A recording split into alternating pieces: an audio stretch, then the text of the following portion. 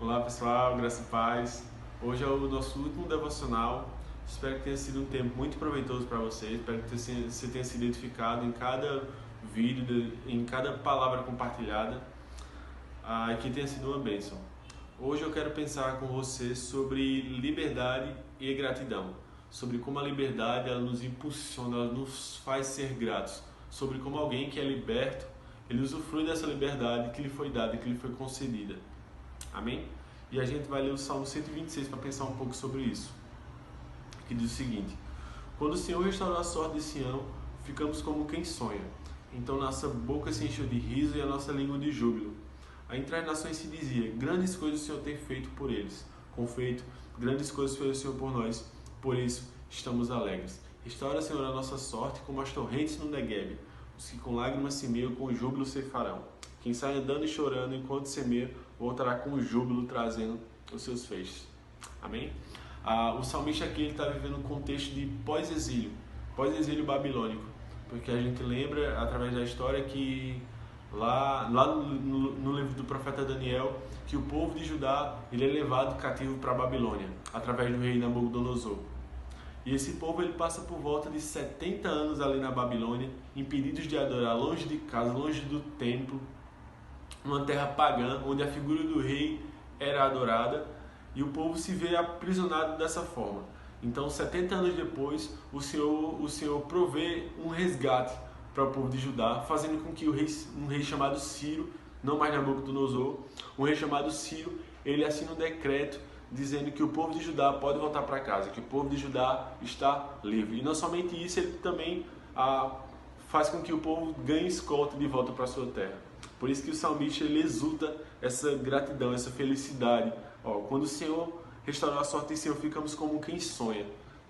Ficamos nas nuvens de gratidão, de alegria, diante da liberdade que o Senhor nos concedeu. E a partir disso eu queria que a gente pensasse também sobre uma segunda liberdade, agora trazendo aqui para nós sobre a liberdade de um cativeiro que nos acompanha desde o nosso nascimento, que é o cativeiro do pecado. Que a gente lembra, a gente conhece a historinha, né? A história por conta de Adão e Eva, por conta do seu pecado. Todo ser humano ele nasce com esse encargo do pecado, ele já nasce sendo um pecador.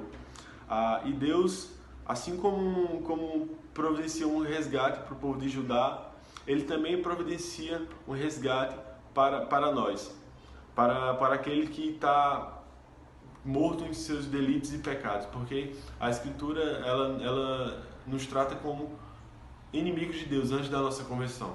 Ela trata o ser humano que está sob o encargo do pecado como inimigo de Deus, como aquele que só faz coisas que Deus odeia. Mas Deus, por sua muita misericórdia, ele vê um meio de trazer esse povo de volta para si mesmo, trazer o pecador para si. Tanto é que ele envia seu filho para morrer por nós, por mim e por você, para que nós possamos usufruir dessa liberdade que foi perdida lá no Éden, que foi perdida lá em Adão e Eva. E como nós devemos reagir diante dessa liberdade que nos foi dada? Que eu não fiz nada para merecer, você não fez nada para merecer essa liberdade do pecado, e mesmo assim o Senhor fez, o Senhor nos deu de graça. O texto diz que o Senhor ele nos tirou do império das trevas e nos levou para o reino do Filho do seu amor.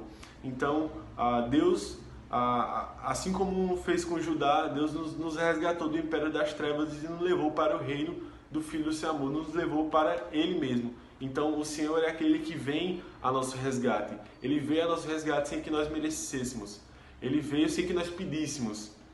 Ele veio para nos restaurar, para nos dar a liberdade completa, a liberdade que foi perdida lá no Éden, lá no jardim. Então, qual deve ser a nossa postura diante dessa liberdade que nós experimentamos? E sempre lembre disso, essa liberdade gratuita, essa liberdade que nem eu, nem você fez nada para conseguir. Simplesmente foi nos dado de graça. Então, qual a nossa reação diante dessa liberdade? Eu e você, nós devemos ser muito gratos ao Senhor por isso. Nós devemos, nossa postura deve ser de total gratidão ao Senhor. De total gratidão porque nós não merecíamos e o Senhor nos deu essa liberdade.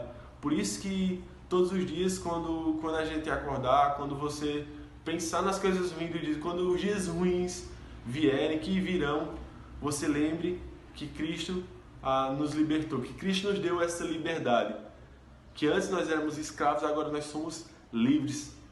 Então, que em vez de murmuração, em vez de ficar cabisbaixo, a gente se alegre. Nosso coração ele se enche de alegria porque nós somos livres do pecado, porque o Senhor nos resgatou, porque o Senhor nos libertou. O apóstolo Paulo escrevendo aos Filipenses, lá no capítulo 4, vai dizer: alegrem-se no Senhor. Digo isto, alegrem-se. É quase uma ordem: alegrem-se no Senhor, porque vocês são salvos, porque vocês foram libertos dos seus pecados.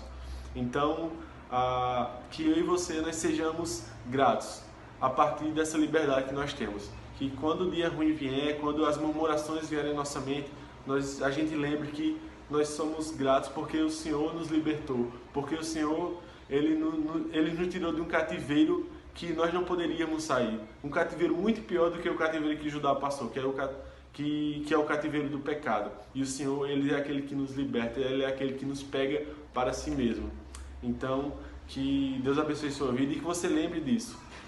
Sempre que o sentimento de ingratidão vier, você lembre que o Senhor o libertou da morte e do inferno. Amém? E que você seja grato. Seja grato por esse presente. Amém? Que Deus abençoe sua vida.